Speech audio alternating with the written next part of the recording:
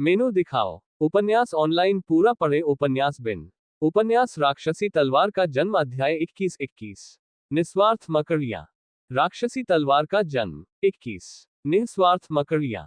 Pub future द्वारा विज्ञापन। हम क्या करें कप्तान। मेसन वास्तविकता में वापस आया और अपने आसपास का माहौल देखने लगा। मकड़ियां अपनी कटाई से संतुष्ट लग रही थी और धीरे धीरे अपनी पीठ पर लगभग 40 लाशें उठाकर पीछे हट गईं। आदेश देते समय मेसन की आंखें दृढ़ हो गईं। हम जितना संभव हो सके उतने को रोकते हैं। मुझे नहीं पता कि वे भोजन का भंडारण क्यों कर रहे हैं, लेकिन हम उनमें से इतने सारे को इस तरह भागने की अनुमति नहीं दे सकते। ल्यूक, तुम भागने वालों का पीछा करोगे और पता लगाओगे कि उनका घोंसला कहाँ है। शुभकामनाएं। उसने और इंतजार नहीं किया और जानवरों का पीछा करने लगा। अन्य लोग भी उसके पीछे पीछे चले। समूह ने परिवहन में व्यस्त मकड़ियों पर ध्यान केंद्रित किया क्योंकि वे जवाबी हमला नहीं कर सकते थे और अपनी खराब बुद्धि के कारण उन्होंने अपने आसपास कोई रक्षात्मक संरचना भी स्थापित नहीं की थी। नूह ने अपनी गति का उपयोग करके उनके सामने आकर उनके सिर पर एक साफ झपट्टा मारा, जो उनके कठोर एक्सोस्केलेटन के खिलाफ सांस बचाने और फिर भी उन्हें एक झटके में खत्म करने का उनका सबसे अच्छा तरीका था।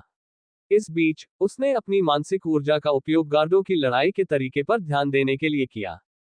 मेसन अपनी बड़ी कुल्हाड़ी का इस्तेमाल विनाशकारी प्रहार करने के लिए करता था। उसे मकड़ियों की पीठ पर पड़े शवों पर प्रहार करने की परवाह नहीं होती थी। उसने अपने हथियार को बड़ी कुशलता और गति के साथ घुमाया और अपने विनाश का निजी क्षेत्र बनाते हुए पीछे हटते हुए जानवरों के समूह के बीच में आगे बढ़ा। नूह ये सोचने से खुद को रोक नहीं पाया कि यदि वह इनमें से किसी एक झूले से घायल हो गया तो वह मौके पर ही मर जाएगा। एडी और रॉब को अधिक कठिनाइयां हुई। उनकी मार्शल आर्ट बलवान तलवार शैली थी जो रैंक 1 थी, इसलिए इसका प्रभाव रक्षा में विशेषज्ञता वाले रैंक 2 जानवर के खिलाफ सीमित था। जब उन्हें एहसास हुआ कि वे केवल ऊर्जा बर्बाद कर रहे थे, तो उन्होंने अपनी तलवारों का इस्तेमाल करके जितने संभव हो सके उतने मकड़ियों को धीमा कर दिया और इस इंतजार में थे कि उनके कुछ साथी उन्हें खत्म कर दें। समय समय पर उनके बीच एक तीखी आवाज दौड़ती और एक मकड़ी जमीन पर गिरकर मर जाती, जिसके सिर में लोहे का तीर गहराई से लगा होता। ल्यूक कुछ दूरी से उनकी मदद कर रहा था और वह तेजी से अपने घोंसले की ओर लौट रहे नमूनों का पीछा कर रहा था। बेला ठीक काम कर रहा था।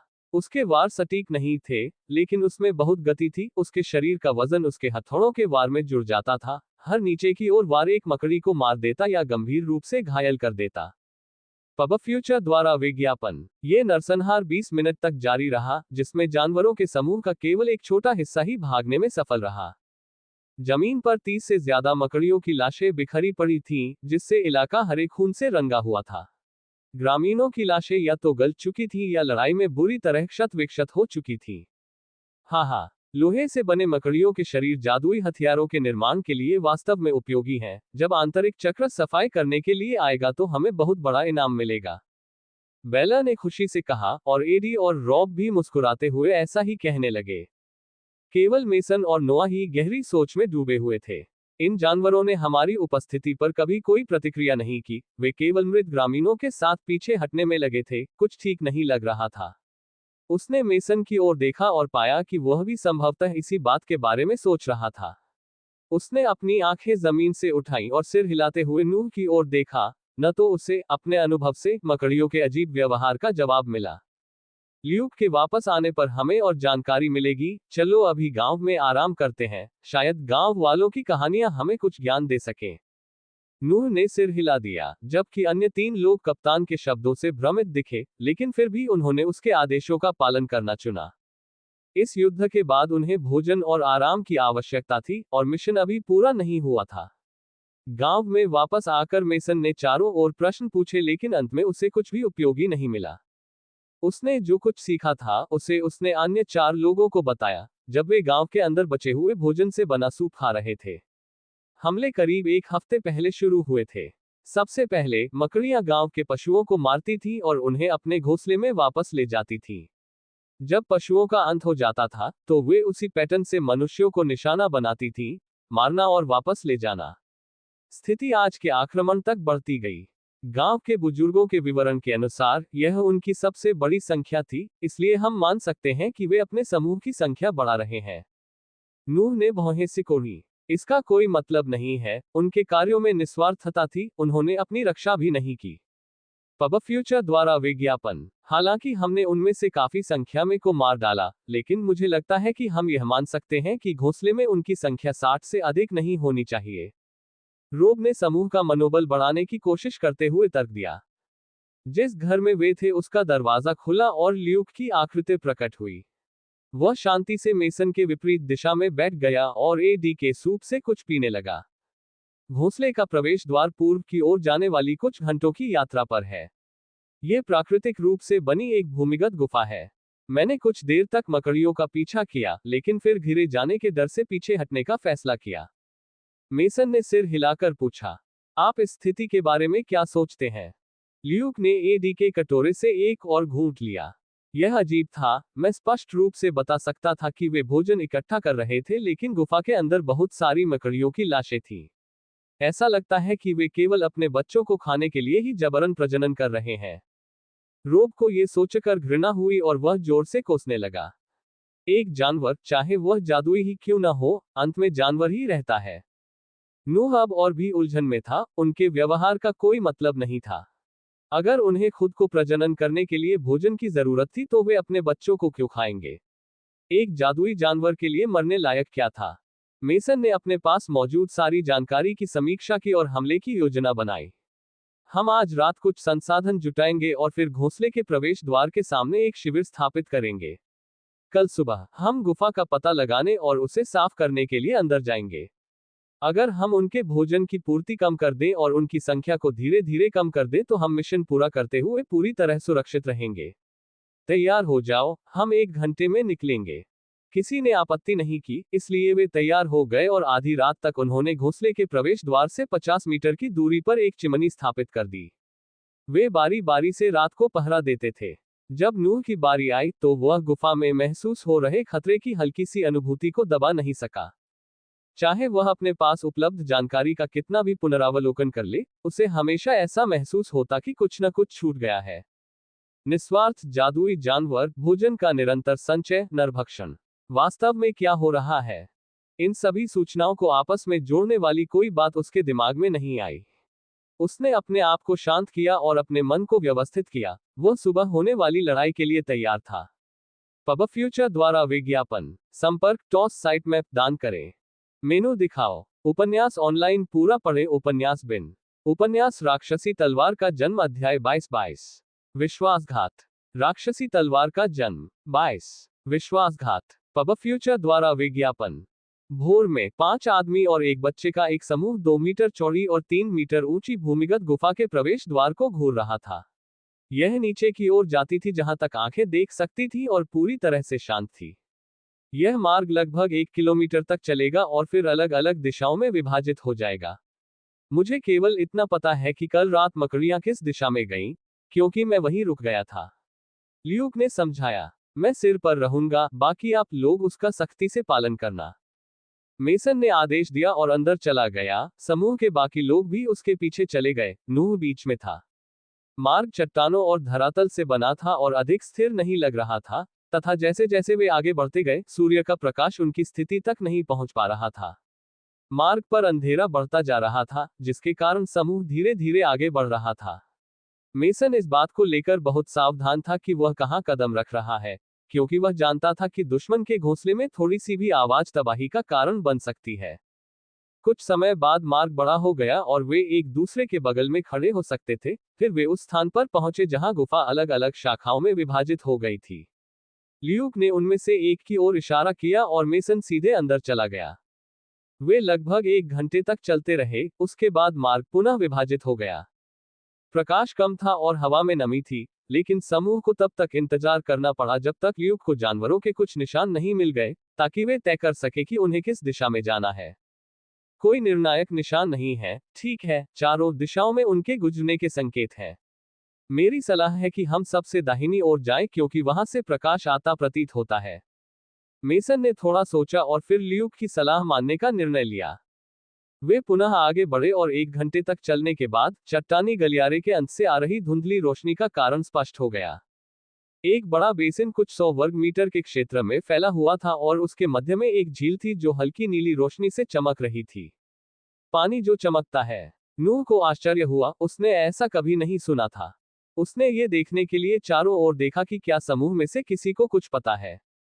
मेसन की आंखें इस तरह खुली हुई थी मानो उसका मुंह उसके जबड़े पर लटका हुआ हो।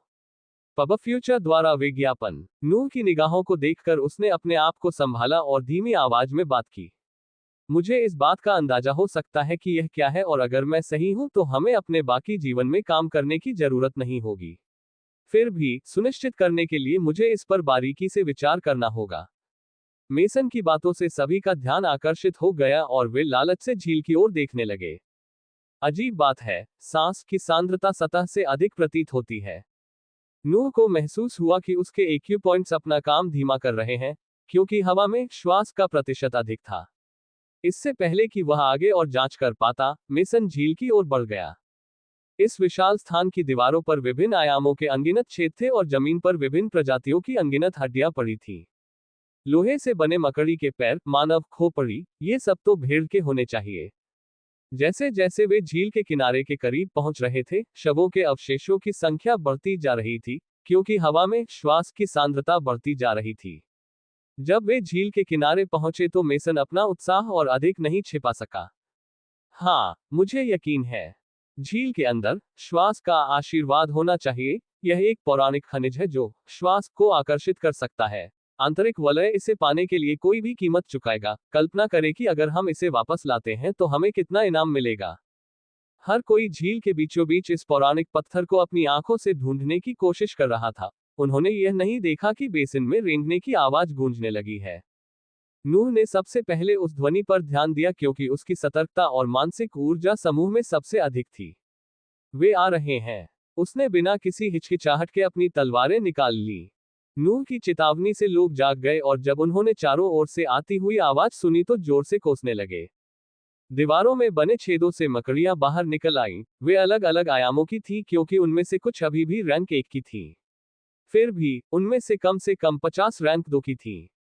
घबराओ मत, हम घायल हो सकते हैं लेकिन हम उनकी संख्या से निपट सकते हैं। मेसन ने अपने चारों ओर मौजूद सैकड़ों जादुई जानवरों को देखकर चिल्लाया। अचानक झील के किनारे पड़ी हड्डियां ऊपर उठ गईं और उनके नीचे छिपी हुई आकृति प्रकट हो गई। पब फ्यूचर द्वारा विज्ञापन। ये 3 मीटर लंबा था और इसके 8 लंबे और नुकीले पैर थे। इसके चेहरे के दोनों ओर 3 जोड़ी आंखें थीं और इसके मुंह से 2 बड़े चिमटे निकले हुए थे। रैंक 3। ल्यूक चिल्लाया लेकिन शक्तिशाली जानवर ने कोई हिचकिचाहट नहीं दिखाई। उसने अपना एक पैर नोहा की ओर फेंका जिससे वह बच गया, लेकिन वह कुछ मीटर दूर उड़ गया। दौड़ना, मेसन ने आदेश दिया। जैसे ही समूह उस दिशा में आगे बढ़ा जहां से वह आया था, अपने रास्ते में आने वाली मकड़ियों की परवाह किए बिना नूह अपने पैरों पर कूद पड़ा और उनके पीछे थोड़ा पीछे चला गया। भाड़ में जाओ। मेरे हाथ अभी भी उस वार से कांप रहे हैं और मुझे लगता है कि मेरी तलवारें थोड़ी सी टूट गई हैं। मैं इस निष्कर्ष पर क्यों नहीं पहुंचा, ये तो स्पष्ट था। एक जादुई जानवर के इतने निस्वार्थ होने का एकमात्र कारण यह है कि उससे कहीं अधिक शक्तिशाली किसी चीज ने उसे आदेश दिया है। मैं कितना मूर्ख हूं, मुझे भागना होगा। वह मकड़ियों के झुंड के बीच से ऐसे निकल गया जैसे वह कोई छाया हो और उनके पैरों से बचने के लिए झुककर कूद रहा था। अन्य पहरेदार पहले ही मार्ग पर पहुंच चुके थे और मकड़ियों को रोकने के लिए अपने हथियार घुमा रहे थे। जब नूह पहुंचा तो वे पहले ही आगे बढ़ चुके थे और नई मकड़ियां उसके भागने के रास्ते को रोकने के लिए आ गईं। बिना समय बर्बाद किए उसने अपने जीवन में किए गए सर्वश्रेष्ठ कार्यों को अंजाम दिया और 2 रैंक 2 मकड़ियों को मौके पर ही मार डाला, केवल मार्ग की ओर तेजी से आगे बढ़ना जारी रखने के लिए। इसके अंदर और भी मकड़ियां दीवारों से रेंग कर बाहर आ रही थीं और अपने शक्तिशाली पैरों का उपयोग करके सड़क को अवरुद्ध कर रही थीं, लेकिन नूह को इसकी कोई परवाह नहीं थी। समय बर्बाद न हो, इसलिए उसने उन्हें अपनी त्वचा को खरोंचने और काटने दिया। जब वह उस जगह पर पहुंचा जहां पहला रास्ता था, तो बेल वहां प्रवेश करने की तैयारी कर रहा था। वह अच्छी हालत में नहीं लग रहा था क्योंकि उसके मोटे शरीर पर घाव थे और उनमें से खून बह रहा था। उसने तेजी से अपनी ओर आते नूह को देखा और मुस्कुराया। चिंता मत करो नौजवान, मैं निश्चित रूप से सभी को उन जानवरों को रोकने के तुम्हारे बहादुर प्रयास के बारे में बताऊंगा ताकि हम भाग सकें। और अपनी मां के बारे में चिंता मत करो, मैं उसे ठीक से सांत्वना देना सुनिश्चित करूंगा। ये शब्द सुनकर नूह की आंखें चौड़ी हो गईं, लेकिन वह केवल देख सकता था कि उसके सामने वाला आदमी अपने हथौड़े उठा रहा था और उसकी तरफ की दीवार पर प्रहार कर रहा था। मार्ग की दीवारें प्रभाव को सहन नहीं कर सकी और उसके सामने रह गईं, जबकि बेला दूसरी ओर तेजी से जा रहा था। नहीं, नूह के मुंह से एक कर्कश चीख निकली क्योंकि उसके सामने उसका एकमात्र रास्ता नष्ट हो गया था। बकवास, बकवास, बकवास। भाड़ में जाओ, तुम निकम्मे सुअर हो, अगर मैं यहां से कभी जिंदा बाहर निकला तो मैं तुम्हें खुद मार डालूंगा। वह अपने शापों को रोक नहीं सका। इस बीच मकड़ियां उसकी ओर आती रहीं, जिससे उसे घबराने का मौका ही नहीं मिला। पब फ्यूचर द्वारा विज्ञापन संपर्क टॉस साइट मैप दान करें। मेनू दिखाओ। उपन्यास ऑनलाइन पूरा पढ़े। उपन्यास बिन। उपन्यास राक्षसी तलवार का जन्म अध्याय 23। थकावट। राक्षसी तलवार का जन्म 23। थकावट। पब फ्यूचर द्वारा विज्ञापन। नूह ने अपनी पीठ से आती हुई मकड़ियों का सामना किया। वह उन पर कूद पड़ा और तेजी से 3 वार किए। 3 रैंक 1 मकड़ियां आधी कटकर जमीन पर गिर गईं। जब वह स्थिति पर विचार मंथन कर रहे थे तो उनकी मानसिक ऊर्जा पूरी गति से निर्णय लेने में सहायता कर रही थी। मैं क्या कर सकता हूं? वह रैंक 3 जानवर विकसित होने के लिए हाइबरनेशन में रहा होगा, इसलिए वह अभी भी अपने शरीर को ठीक से नियंत्रित नहीं कर सकता है। इसलिए मैं उसके हमले से इतनी आसानी से बच गया, लेकिन मुझे नहीं लगता कि मैं इसके साथ भी उसका सामना कर सकता हूं। उसके शरीर से 2 अन्य वार किए गए। एक रैंक 2 मकड़ी का सिर छेद दिया गया, जबकि रैंक 1 मकड़ी को आधा काट दिया गया। सतह के मुख्य गलियारे तक पहुंचने के लिए कोई दूसरा रास्ता भी होना चाहिए। वहां अन्य शाखाएं भी थी जिनमें हम नहीं गए। हो सकता है कि इनमें से कोई मार्ग उन तक जाता हो। जब उन्हें पता चला कि उनका सिद्धांत संभव है, तो उन्होंने बिना समय बर्बाद किए सबसे बाईं ओर वाले गलियारे में भाग गए। मकड़ियों के झुंड लगातार उस पर टूट पड़ते थे, लेकिन वह कम से कम सांस लेकर उन्हें मार डालता था। वह बहुत अधिक एकाग्र था। जीवन और मृत्यु के इस समय में उसका मन पहले से कहीं अधिक दृढ़ था। हालांकि वह पहले भी 2 बार उपचार करवा चुका था, लेकिन उसे केवल दर्द सहना पड़ा। इस बार उसे बाहर निकलने का रास्ता ढूंढना था, अपने लिए खतरा पैदा करने वाली हर चीज को मारना था और रैंक 3 के प्रकट होने की स्थिति में भी ऊर्जा बचानी थी। इस दबाव ने उनकी चेतना के सागर को केवल जीवित रहने पर ही केंद्रित कर दिया। मार्ग में कई शाखाएं थीं, लेकिन उनमें से अधिकांश के तल पर एक नीली रोशनी थी जिसे नूह ने झील से जोड़ा था, जिसे रैंक 3 कहा जाता है। यही कारण है कि उसने उन्हें कभी नहीं लिया। कभी कभी ऊपर की ओर जाने वाली कोई शाखा दिखाई देती, नूह उसे पकड़ लेता और स्वयं को उन स्थानों पर पाता जहां से वह पहले गुजर चुका था। एक बार तो उसे एक गलियारा भी मिल गया जो सीधे उस स्थान पर ले जाता था जहां से वह आया था। गुफा एक भूमिगत भूल भुलैया की तरह थी और चूंकि इसके मार्गों में कोई पैटर्न नहीं था, इसलिए वह केवल उन सभी का परीक्षण कर सका जो सुरक्षित लग रहे थे तथा जिनके तल पर नीली रोशनी थी। उनके अन्वेषण के दौरान किसी भी बिंदु पर मकड़ियां आना बंद नहीं हुई। हालांकि उनमें से अधिकतर रैंक 1 के नवजात शिशु थे, फिर भी उनसे निपटने के लिए थोड़ी सांस की आवश्यकता थी क्योंकि उनकी रक्षा उच्च थी। नूह इस स्थिति को लेकर असहाय था और श्वास की उच्च सांद्रता वाले वातावरण में उसके EQ पॉइंट पूरी गति से काम करने के बावजूद भी उसके शरीर के अंदर की श्वास कम होती जा रही थी। उसने स्वयं को पुनः वहीं खड़ा पाया जहां वेलोर ने मार्ग नष्ट कर दिया था। मैंने बाकी मार्गों में से ज्यादातर हर शाखा का पता लगा लिया है। अब सिर्फ एक ही बचा है। अगर यह भी एक मृत अंत में समाप्त होता है, तो मुझे नीली रोशनी का अनुसरण करने के लिए मजबूर होना पड़ेगा। वह सड़क के अंदर सबसे दाहिनी ओर वाले के बाईं ओर चला गया। मार्ग बड़ा था, उसमें 3 वयस्क आदमी बैठ सकते थे। पब फ्यूचर द्वारा विज्ञापन। नीली रोशनी को करीब आते देख नूह लगभग वापस मुड़ने को तैयार था, लेकिन तभी उसने अपनी बाईं ओर एक गुहा का प्रवेश द्वार देखा जो ऊपर की ओर और उसके विपरीत दिशा में जा रहा था।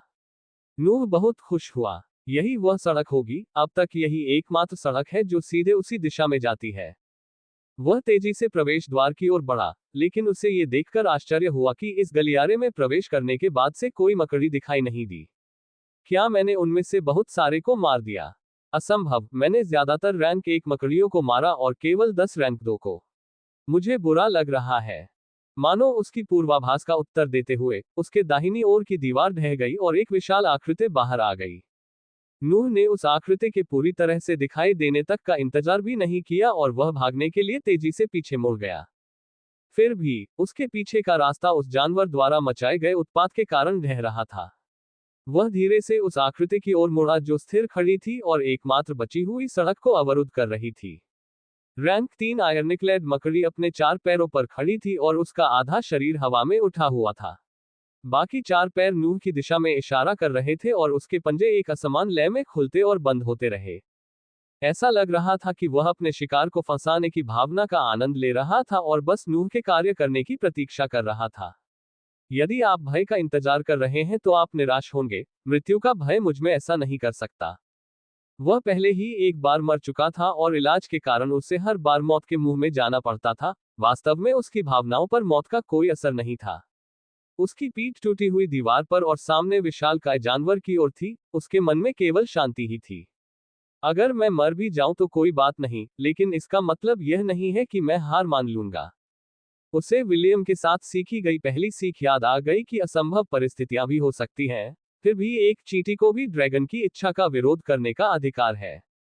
उसकी आकृति से शीतलता झलक रही थी, मानो उसकी मनस्थिति का विस्तार हो। लेकिन मैं चींटी नहीं हूं और तुम ड्रैगन नहीं हो। मैं ये कर सकता हूं। उसकी योजना मकड़ी के बीच से निकलकर ऊपर की ओर जाने वाले रास्ते की ओर भागने की थी। वह उस जानवर की ओर कूद पड़ा और अपनी तकनीक से उस पर सबसे शक्तिशाली प्रहार किया। 2 लोहे के पैरों ने वार को रोक दिया, जबकि अन्य 2 ने नूह पर गोली चलाई। उसके शरीर पर घाव के कारण लाल रक्त बहने लगा। वह एक गंभीर प्रहार से बचने में सफल रहा, लेकिन पैरों ने अभी भी उसकी त्वचा को खरोंच दिया था। वह पास नहीं कर सकता था।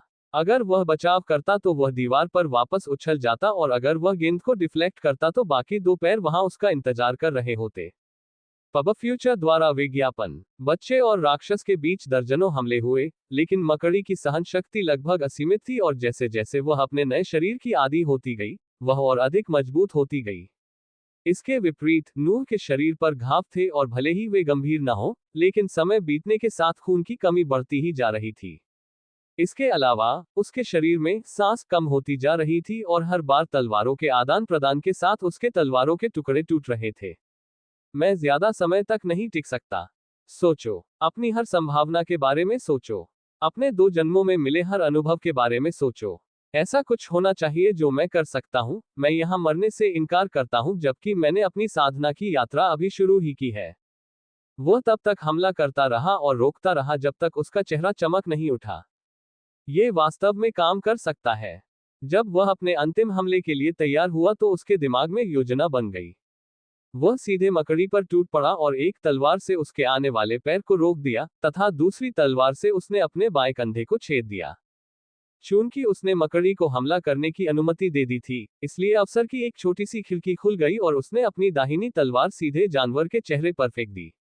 उड़ती हुई कृपाण मकड़ी को चोट तो नहीं पहुंचा सकी, लेकिन उसे आश्चर्यचकित करने के लिए पर्याप्त थी। कुछ ही क्षणों में मकड़ी ने उसकी तलवार को हटा दिया। नूह ने अपने कंधे पर पड़े पैर से खुद को मुक्त कर लिया और उसके चेहरे के करीब पहुंच गया। उसका अब मुक्त दाहिना हाथ उसके सूट के अंदर घुस गया। जब जानवर ने मुड़कर नूह का सामना किया तो उसने पाया कि वह नूह से 1 मीटर की दूरी पर खड़ा था और उसके हाथ में एक खुली हुई चादर थी तथा वह उसे मकड़ी की दृष्टि के क्षेत्र की ओर इंगित कर रहा था। इसके पीछे से आती नीली रोशनी से इस पर लिखे रून का चित्र स्पष्ट दिखाई दे रहा था। क्राई। मकड़ी से एक दर्दनाक चीख निकली, क्योंकि केसियर रून के साथ उसकी पहली बातचीत ने उसकी चेतना के सागर को चोट पहुंचाए और उसे क्षण भर के लिए स्तब्ध कर दिया। अब यह वह मौका था जिसके लिए नूह ने अपना बायां कंधा और दायां कृपाण दांव पर लगा दिया था। उसने बची हुई तलवार को अपने दोनों हाथों से पकड़ लिया और अपनी बची हुई सारी सांस उस जानवर के सिर पर एक आखिरी वार में लगा दी। कृपाण ने बड़ी मुश्किल से मकड़ी के सिर को छेदा और तीखी आवाज करते हुए उसके आर पार निकल गई। सिर के दूसरी ओर से बाहर आने के बाद ब्लेड युद्ध में प्राप्त हुई दरारों और इसे झेलने पड़े सांस की मात्रा से टूट गया। नूह पूरी तरह से थककर जमीन पर गिर पड़ा। गिरना। नूह के बगल से एक जोरदार आवाज आई जब मकड़ी भी जमीन पर गिर गई। उसका शरीर अब हिल नहीं रहा था, वह मर चुका था। नूह ने कुछ देर तक उसे देखा, इस डर से कि वह खड़ा हो जाएगा, लेकिन जब उसने देखा कि उसमें कोई हलचल नहीं हो रही है, तो वह निश्चिंत हो गया। उसने उस चादर को गले लगा लिया जिसने उसकी जान बचाई थी और थकान से व्याकुल होकर उसने अपनी आंखें बंद कर ली। पब फ्यूचर द्वारा विज्ञापन। संपर्क टॉस साइट मैप दान करें। मेनू दिखाओ। उपन्यास ऑनलाइन पूरा पढ़े। उपन्यास बिन। उपन्यास राक्षसी तलवार का जन्म अध्याय 24-24। क्रोध। राक्षसी तलवार का जन्म। 24। क्रोध। पब फ्यूचर द्वारा विज्ञापन। चट्टान से लोहे के टकराने की आवाजें मार्ग में गूंज रही थी। नूह ने अपनी आंखें खोली और अपनी बगल में पड़ी लाश को देखकर लगभग डर गया। लेकिन जब उसके शरीर में दर्द होने लगा तो उसे अपनी स्थिति याद आ गई। मेरे पास मूल रूप से कोई सांस नहीं बची है। मेरे एक्यूपॉइंट द्वारा अवशोषित की जा रही सांस का उपयोग मेरे घावों को ठीक करने के लिए किया जा रहा है। मुझे लगता है कि मैं रैंक 1 के जानवर को भी नहीं मार पाऊंगा, बाकी रैंक 2 की तो बात ही छोड़िए। उसने अपने घुटनों और कोहनियों से इशारा करते हुए खड़े होने की कोशिश की, लेकिन वह कुछ देर तक झुकी हुई स्थिति में ही रहा। अन्य मकड़ियों का शोर नजदीक आ रहा था। वे शायद रैंक 3 के शरीर से आकर्षित हैं। मुझे भाग जाना चाहिए, आओ शरीर हटो। वह दीवार को पकड़कर खड़ा होने में कामयाब रहा। उसने केसियर रून को अपने कब्जों में वापस रख लिया और धीरे धीरे आगे बढ़कर अपनी बची हुई कृपाण उठाने लगा। वह धीरे धीरे लंगड़ाते हुए बाईं ओर के गलियारे की ओर गया और पाया कि आवाज गलियारे के नीचे से आ रही थी। अरे, मुझे मत बताओ कि मैं रैंक 3 को मारने के बाद भी मर जाऊंगा। उसे समझ में नहीं आ रहा था कि क्या करे। उसे आराम करने के लिए समय चाहिए था, लेकिन उसके पास भोजन या पानी नहीं था क्योंकि उसने अपना बैग पानी की सतह पर चिमनी में छोड़ दिया था। रुको, पानी। शायद मैं झील तक चुपके से जा सकता हूं, जबकि मकड़ियां अपने पिछले मालिक को खाने में व्यस्त होंगी। उसने नीली रोशनी की दिशा में देखा और उसकी ओर बढ़ गया। वह धीमी गति से चल रहा था और दीवार पर लगे पत्थरों का सहारा ले रहा था। बेसिन तक पहुंचने में उसे 1 घंटा लग गया। वहां का वातावरण पूरी तरह से शांत था। या तो मकड़ियां अभी भी रैंक 3 को खाने में व्यस्त थी, या उनकी कम बुद्धि ने उन्हें यह एहसास नहीं होने दिया कि अब वे झील के किनारे का अपनी इच्छानुसार उपयोग कर सकते हैं। चूंकि वहां उसे सहारा देने के लिए कोई दीवार नहीं थी, इसलिए नूह ने भूमिगत कमरे के केंद्र तक रेंग कर जाने का विकल्प चुना। सौभाग्य से उनकी बुद्धि कम है। मेरा मानना है कि यदि वह रैंक 3-4 आंखों वाला भेड़िया होता तो रून का प्रभाव इतना निर्णायक नहीं होता। वह झील के पास पहुंचा और पीने के लिए पानी उठाया। पानी ने उसके शरीर की थकान को कुछ हद तक कम कर दिया और उसे थोड़ी सांस भी दे दी। ठीक है, सांस का आशीर्वाद। ये पानी सांस से भरा होना चाहिए ताकि मैं अपनी रिकवरी में तेजी ला सकूं। भूमिगत कमरे के छेदों से मकड़ियां निकलकर उसकी ओर बढ़ने लगी और उन्हें देखकर नूह केवल मंद मंद मुस्कुराया। निस्संदेह, जब मुझे थोड़ी सी आशा मिलेगी तो दूसरा खतरा भी आएगा। पब फ्यूचर द्वारा विज्ञापन। उसने स्वयं को झील में फेंका और उसके केंद्र की ओर तैरने लगा। अब जब मैं इसके बारे में सोचता हूं, तो ये पहली बार है जब मैं इस शरीर के साथ तैर रहा हूं। वैसे रैंक 3 वाले भी किनारे पर रह रहे थे जहां सांस की सांद्रता पानी से कम है, इसलिए ये कहना सुरक्षित है कि वे तैर नहीं सकते। उनकी परिकल्पना सही थी क्योंकि मकड़ियां झील में प्रवेश किए बिना ही उसे घेर लेती थीं। एक अजीब दृश्य सामने आ रहा था। एक मुस्कुराता हुआ बच्चा झील की सतह पर उसके केंद्र की ओर तैर रहा था, जबकि किनारे पर लगभग 60 मकड़ियां प्रतीक्षा कर रही थीं। ये बहुत अच्छा लग रहा है। मेरे शरीर को अविश्वसनीय गति से पोषण मिल रहा है। मेरे कंधे के घाव को छोड़कर बाकी सब कुछ स्थिर हो गया है। और सांस की एकाग्रता अभी भी बढ़ रही है। जब वह सेंटर में था तो उसके कंधे का घाव भी ठीक होने लगा था। नूह कुछ देर तक ऐसे ही पड़ा रहा और अपने घाव ठीक होने का इंतजार करता रहा। शायद अगर मैं झील के तल पर जाऊं तो मैं इस प्रक्रिया को तेज कर सकता हूं। एक बार जब उन्हें यह विचार सूझा तो उन्होंने तुरंत उस पर अमल करना शुरू कर दिया। वह पानी में नीचे की ओर जाता रहा और लगभग 10 मीटर की गहराई पर उसे एक नीला अंडाकार पत्थर दिखाई दिया। यह अपने आप चमक रहा था और देखने में सुंदर लग रहा था। जैसे जैसे नूह उसके करीब गया, श्वास की मोटाई तेजी से बढ़ती गई और जब वह उसके सामने आया तो उसने महसूस किया कि उसका शरीर भी मजबूत हो रहा है।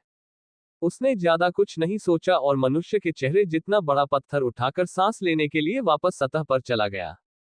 श्वास का आशीर्वाद असाधारण था। ये लगातार ऐसी गुणवत्ता वाली श्वास को आकर्षित कर रहा था कि उसके सभी घाव बंद हो रहे थे और AQ.7 नरकों के दूसरे चक्र को पूरा करने के लिए वापस चले गए। आधे दिन के बाद नूह ने स्वयं को खुशी से हंसते हुए पाया। उसके शरीर में पूर्णता की भावना भर गई। ये चीज अद्भुत है। इसने न केवल मेरे घाव भर दिए, बल्कि मुझे दूसरा चक्र पूरा करने में भी मदद की। मैंने कभी इतना शक्तिशाली महसूस नहीं किया। मुझे आश्चर्य है कि क्या मैं इसे बनाए रख पाऊंगी। उसने कुछ देर सोचा, फिर अपना सिर हिला दिया। कोई खजाना तभी है जब मेरे पास उसे बचाने की ताकत हो। अगर मैं कमजोर हूं तो ये सिर्फ एक आपदा है। बेहतर है कि इसे सिर्फ अपने करीबी लोगों को दे दिया जाए और कुछ इनाम ले लिए जाएं। चूंकि चक्र पूरा हो चुका था और उसके घाव ठीक हो चुके थे, इसलिए उसके EQ पॉइंट्स ने काम करना बंद कर दिया था, इसलिए अब यहाँ रहने का कोई मतलब नहीं था।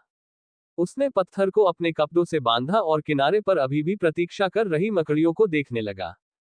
अच्छा, देखते हैं अब मेरा शरीर क्या कर सकता है। पब फ्यूचर द्वारा विज्ञापन। डॉट डॉट डॉट जब पहरेदार भाग निकले थे, उस समय 4 आदमी गुफा के प्रवेश द्वार पर नजर गड़ाए हुए थे। तभी 5वीं आकृति सामने आई, जिसने खुद को बेलर बताया। समूह अधिकतर ठीक था, उन्हें केवल कुछ हल्की चोटें थीं, जिन्हें ठीक करने की आवश्यकता थी। जब बेलर बाहर आया तो उसने पाया कि अन्य 4 लोग उसे घृणा और विकर्षण से देख रहे थे। मेसन ने बात करने में समय बर्बाद नहीं किया, वह उसके पास पहुंचा और उसके चेहरे पर जोरदार मुक्का मारा। बालोर भ्रमित होकर जमीन पर गिर पड़ा। कैप्टन, आप क्या कर रहे हैं? मेसन अपने गुस्से पर काबू नहीं रख सका और उसने मोटे आदमी को जमीन पर पटक दिया। मैं क्या कर रहा हूं? तुमने क्या किया है, यही सवाल है। हम सब ने नूह को तुम्हें कोसते हुए सुना है, एक बच्चे के साथ दुश्मनी रखने वाले एक घिनौने आदमी होने के अलावा। क्या तुम्हें पता है कि तुमने हम सबको किस मुसीबत में डाल दिया है? बेलर ने अपमान सह लिया, लेकिन फिर भी उसे लगा कि उसके साथ अन्याय हुआ है। क्या नोआह एक कमीना वेश्या का बच्चा नहीं था? लेकिन मेसन ने अपनी उलझन की परवाह नहीं की और गुस्से में लात मारता रहा। जब मैंने कहा कि उपकप्तान ने उसके लिए जमानत दी थी, तो ये पूरी सच्चाई नहीं थी। वह बच्चा मुस्कुराते हुए ब्लेड विलियम चार्ली का एकमात्र शिष्य था। क्या आप जानते हैं कि जब वह आएगा तो वह हमारे साथ क्या करेगा? बालोर को इस बात का एहसास तब हुआ जब वह डर से कांप उठा। तो फिर हम यही कहें कि रैंक 3 ने उसे मार डाला जबकि हम कुछ नहीं कर सके, इस तरह वह हमारा कुछ नहीं बिगाड़ सकता था। लेकिन मेसन ने केवल अपना सिर हिलाया। मैंने पहले ही एक विशेष ताबीज के माध्यम से उससे संपर्क किया है, जो उसने मुझे स्थिति समझाते हुए दिया था। मैं तुम जैसे घटिया इंसान को बचाने के लिए अपनी जान जोखिम में नहीं डालूंगा। पुरुषों, उसे बांध दो। सभी लोग काम पर लग गए और बेलोर को बांध दिया, जबकि वे गार्ड के उपकप्तान के फैसले का इंतजार कर रहे थे। 1.5 दिन बाद दूरी पर एक आकृति दिखाई दी। वह जमीन पर गोली की तरह तेजी से चल रहा था, और उसकी टांगें इतनी तेजी से चल रही थी कि वे मुश्किल से दिखाई दे रही थी। वह अचानक चिमनी के पास रुक गया जहां गार्ड इंतजार कर रहे थे। सूर्यास्त हो चुका था और दिन की अंतिम किरण से वह आकृति प्रकट हो गई। विलियम वहां खड़ा होकर सांस ले रहा था। यहां जल्दी आने की उसकी थकान को केवल उसके एक आदमी के क्रोध ने ही मात दे दी थी, जिसने उसके शिष्य को धोखा दिया था। वह कहाँ है? मुझे बताओ, मेरा शिष्य कहाँ है? पब फ्यूचर द्वारा विज्ञापन। संपर्क टॉस साइट मैप दान करें। मेनू दिखाओ। उपन्यास ऑनलाइन पूरा पढ़े। उपन्यास बिन। उपन्यास राक्षसी तलवार का जन्म अध्याय 25-25। वापसी। राक्षसी तलवार का जन्म 25। वापसी। पब फ्यूचर द्वारा विज्ञापन। विलियम क्रोधित हो गया। अपने शिष्य को बहुत कष्ट सहने के बाद जब वह थोड़ा मजबूत हुआ, तो उसे अपने पहले ही मिशन में एक बेकार सैनिक द्वारा धोखा दिया गया। मेसन खड़ा हुआ और सिर झुकाकर समझाया। उपकप्तान, हमने उसे आखिरी बार 1.5 दिन पहले देखा था जब वह रैंक 3 जानवर से टकराया था। आखिरी बात जो हमने सुनी थी वह थी उसे बेलर को कोसते हुए। उसने जमीन पर बंधे हुए आदमी की ओर इशारा किया। विलियम ने जमीन पर पड़े आदमी पर ध्यान केंद्रित किया। उसके द्वारा उत्पन्न मानसिक दबाव के कारण बेलर सांस लेने में असमर्थ हो गया। कृपया उपकप्तान, दया करें। उस बच्चे ने मुझे धमकाया और अपमानित किया और मैं अपने जीवन के लिए डर गया था। मैंने केवल वही किया जो मुझे जीवित रहने के लिए करना था। जैसे ही विलियम करीब आ रहा था, बेलर के मुंह से झूठ निकल रहा था। उसने कांपते हुए सैनिक के बंधे हुए हाथ अपने हाथों में ले लिए। फिर वह ठंडे स्वर में बोला, यदि मेरा शिष्य तुम्हें धमकी दे तो तुम अपना सिर नीचे झुकाकर दया की याचना करो। जैसे ही बेलर के हाथों में रक्त का प्रवाह रुका, पकड़ और भी मजबूत हो गई। यदि मेरा शिष्य तुम्हारा अपमान करता है, तो तुम मुस्कुराओ और उसके सुझावों के लिए उसे धन्यवाद दो। उसके हाथों से हड्डियां एक दूसरे पर दबने से चटकने की आवाजें आ रही थीं। उसका क्रोध इतना तीव्र था कि वह गुफा के प्रवेश द्वार से आती कदमों की धीमी आवाज भी नहीं सुन सका।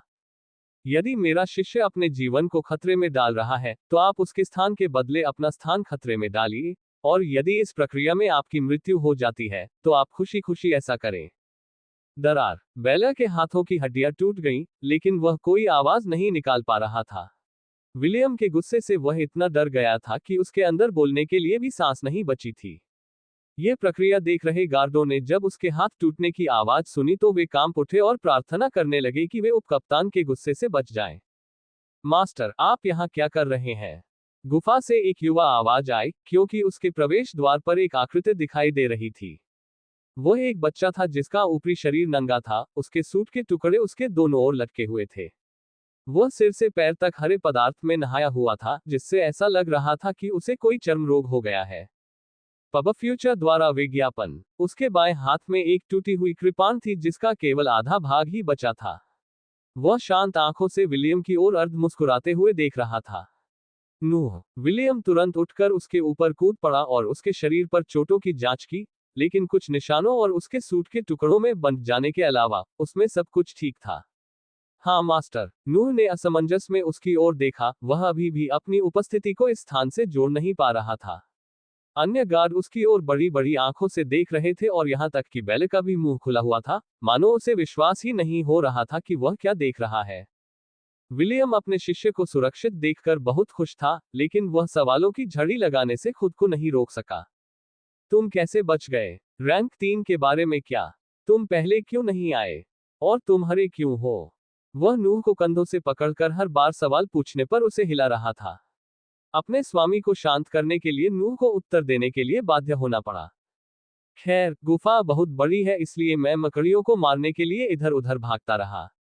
दीवार को मोटे ने नष्ट कर दिया था, इसलिए मुझे बाहर निकलने का दूसरा रास्ता खोजना पड़ा। रैंक 3 मर चुका है और हरा रंग अन्य मकड़ियों का खून है। इस बार सभी ने जानकारी को पचाते समय अपना मुंह खोल रखा था। विलियम सबसे पहले होश में आया और उससे पूछताछ करता रहा। क्या आपका मतलब है कि रैंक 3 मर चुका है? खैर, मरा तो मरा ही है, मैंने उसे मार डाला। ये सुनकर पुरुषों में पुनः आश्चर्य की लहर दौड़ गई। इस बार बात करने वाला बेला था। बकवास। तुम तीसरे दर्जे के जादुई जानवर को कैसे मार सकते हो और बिना घायल हुए बाहर आ सकते हो? उन्होंने खेद व्यक्त करते हुए कहा कि जब उन्होंने गुरु शिष्य की जोड़ी को हत्या की नीयत से उन्हें घूरते देखा तो यातना के एक और दौर के डर से उन्होंने अपना सिर नीचे कर लिया। वह बदमाश तो सही है, तुमने ये कैसे किया? नूह ने अपनी कमर से एक तह किया हुआ चादर निकाला और अपने स्वामी को दिखाया। मैंने उसे केसियर रून दिखाया और जब वह भ्रमित था तो मैंने उस पर घातक हमला करने का मौका लिया।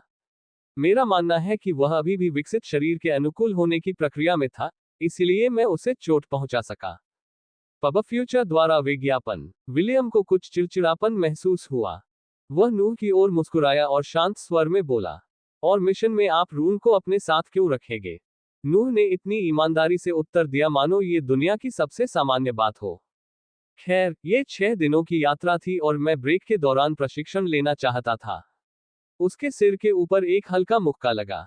तुम असंभव हो। क्या तुम सचमुच प्रशिक्षण के अलावा कुछ नहीं सोचते? उफ, मुझे लगता है कि यह ठीक है क्योंकि इसने तुम्हारी जान बचाई है। फिर भी, तुम बिना किसी चोट के कैसे रह सकते हो? नूह को कुछ याद आ गया। उसने कपड़े से बंधा हुआ एक अंडाकार आकार निकाला और अपने स्वामी को दे दिया। जब विलियम ने उसे खोला तो उसमें से नीली रोशनी निकली।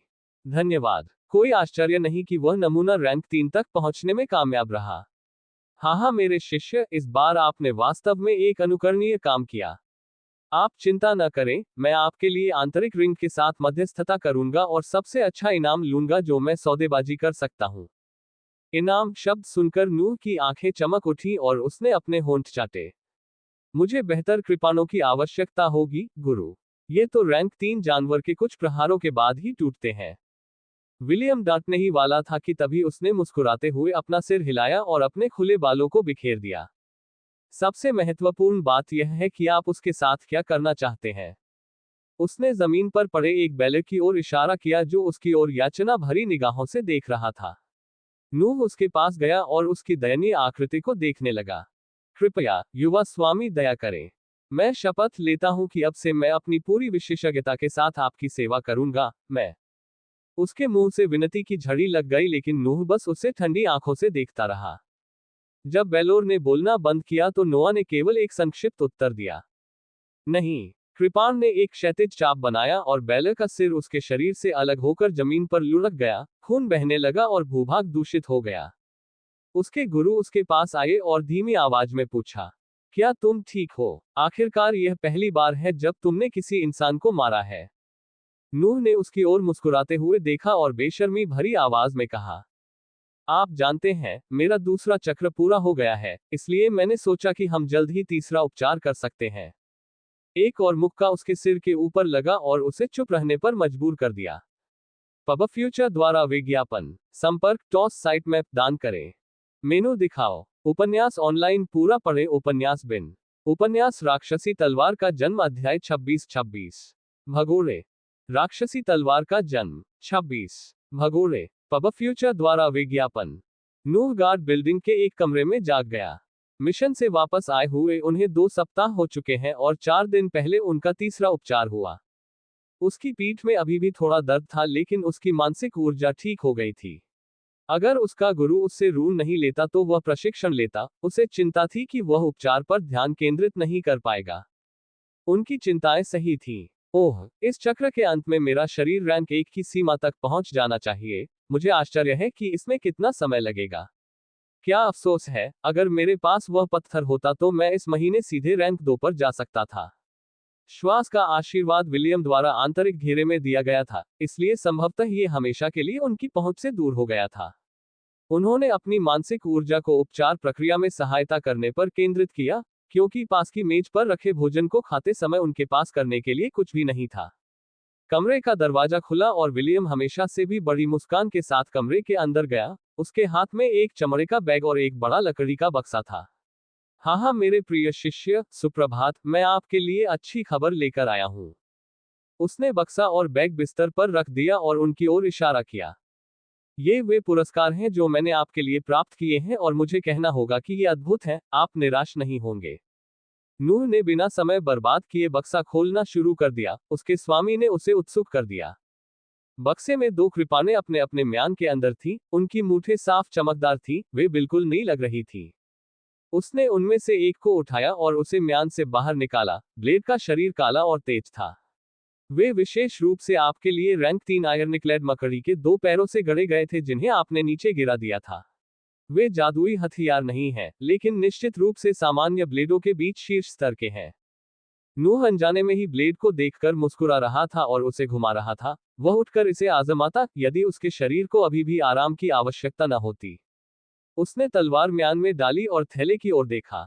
अंदर एक पुरानी किताब थी और जब उसने पहला पृष्ठ देखा तो उसकी आंखें चौड़ी हो गईं, क्योंकि वह अपने अंदर महसूस हो रहे सदमे को छिपा नहीं सका। उसने अविश्वास से अपने गुरु की ओर देखा। पब फ्यूचर द्वारा विज्ञापन। क्या ये सचमुच मेरे लिए है? विलियम ने सिर हिलाया तो उसकी मुस्कुराहट और भी बढ़ गई। तुम्हारा गुरु अद्भुत है ना? वह थोड़ा शेख ही बघारना चाहता था, लेकिन जैसे ही नूह ने उसे सिर हिलाते देखा, उसकी नजर किताब पर चली गई। विलियम ने बस अपना सिर हिलाया और अपने शिष्य के पढ़ने का इंतजार किया। कमाइटाची के नाखून, रैंक 3। रैंक 4 जादुई जानवर कमाइटाची की नकल करके बनाई गई मार्शल आर्ट। एक ही रैंक की कलाओं के बीच सबसे अधिक गति और छिद्रण। यह उपयोगकर्ता को हर सुरक्षा को पार करते हुए अविश्वसनीय गति और सटीकता से काटने की अनुमति देता है। उपयोगकर्ता ब्लेड से कुछ दूरी पर चीजों को भी काट सकता है और पूरी महारत के साथ ये हवा के माध्यम से हवा के वार कर सकता है। 2 हथियार चलाने वालों तक सीमित। नूह ने किताब से अपनी नजर उठाई। कामाइटाची एक नेवला जैसा जानवर है जो हवा में उड़ता है और शिकार को बिना पता चले ही मार डालता है। यह आपके लिए बहुत अच्छा रहेगा। उसने अपने कपड़ों से रून युक्त तय किया हुआ पत्र निकाला और नूह को दे दिया। अगले सप्ताह हम पुनः अभ्यास शुरू करेंगे। मेरा मानना है कि आप अपनी नई तकनीकों का परीक्षण करना चाहेंगे। नूह ने उसकी ओर देखा और अपनी पीठ के दर्द की परवाह न करते हुए गहराई से झुक गया। विलियम ने उसके बालों को झटकते हुए उसे किताब पर ध्यान केंद्रित करने के लिए अकेला छोड़कर कमरे से बाहर निकल गया। अंततः कुछ करने को मिल जाने के कारण नूह के स्वास्थ्य लाभ के दिन तेजी से बीत गए।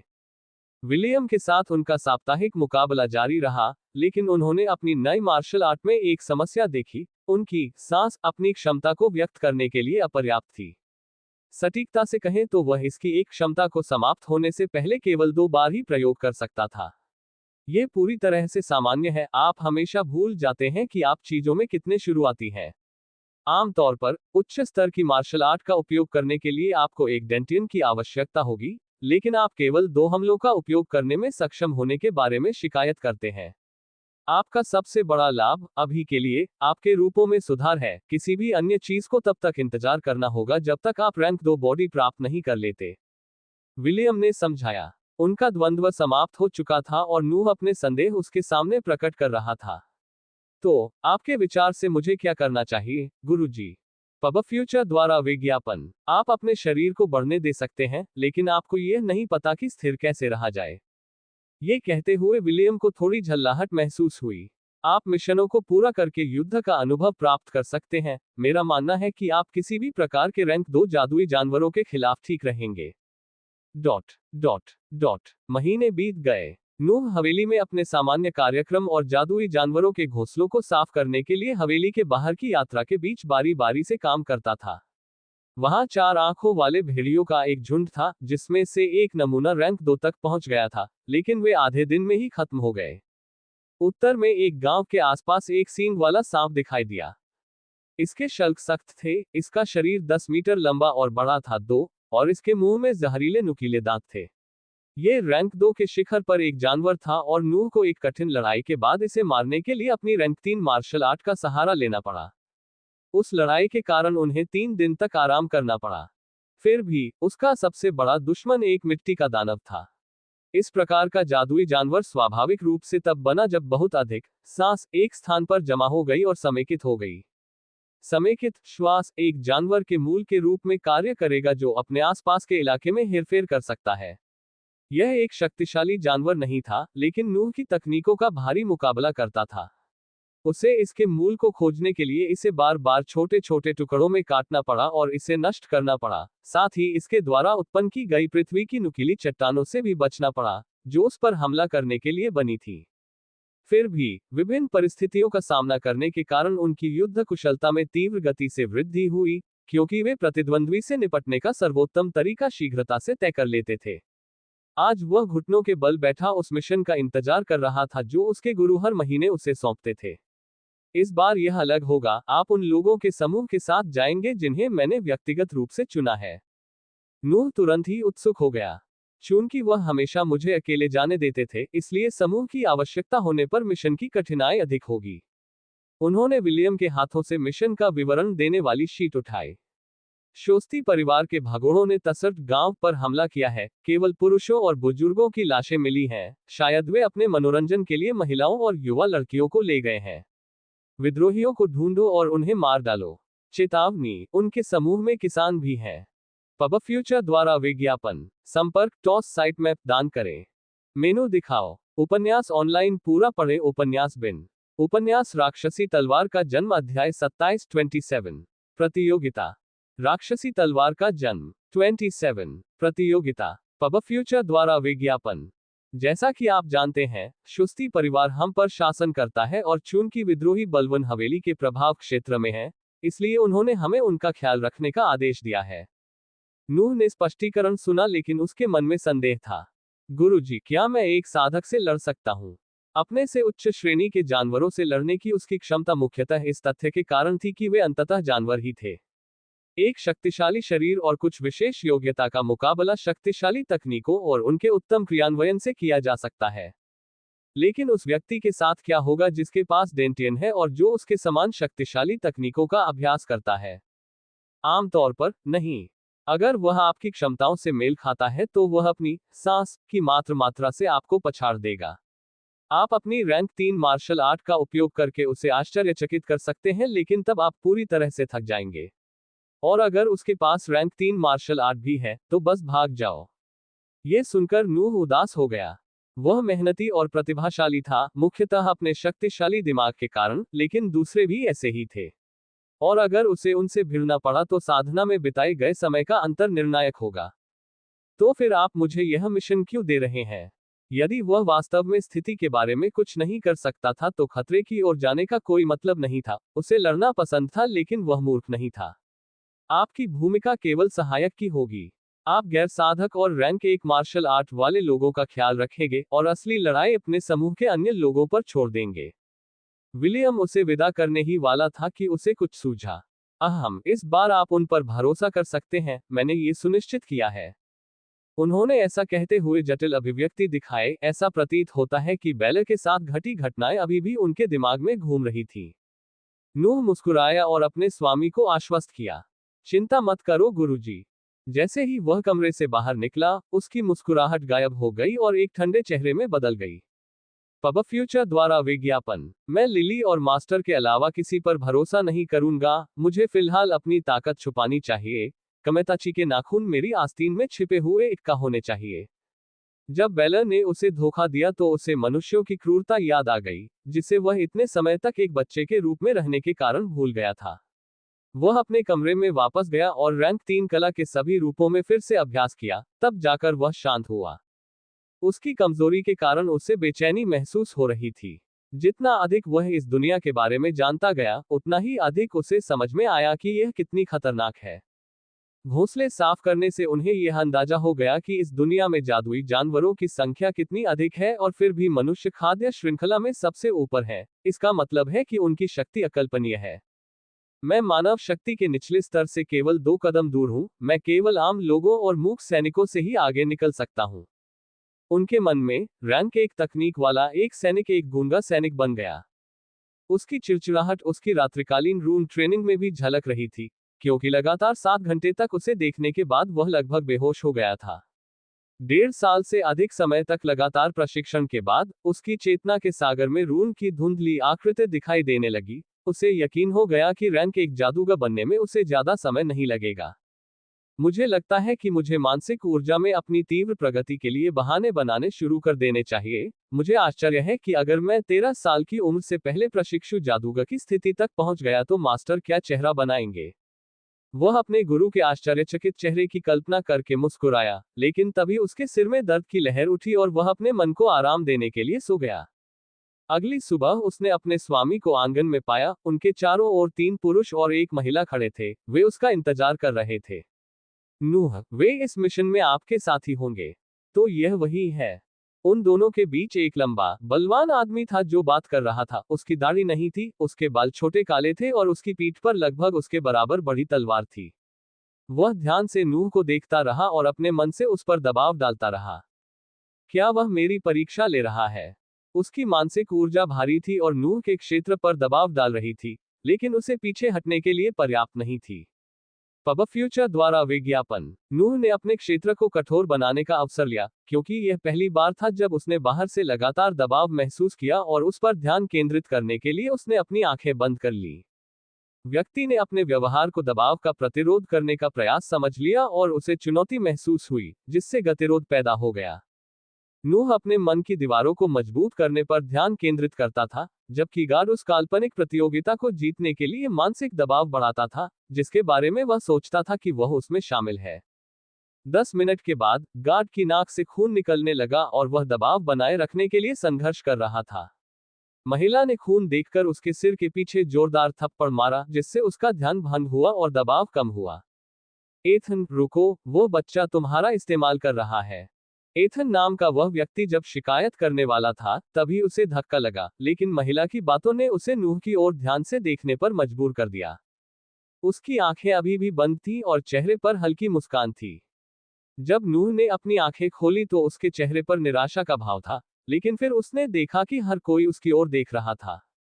मैं कसम खाता हूं कि उसने लगभग ऐसा कर ही लिया था। मैं शर्त लगाता हूं कि यदि आप उसे 1 घंटे और प्रयास करने देंगे तो वह निश्चित रूप से ऐसा कर लेगा।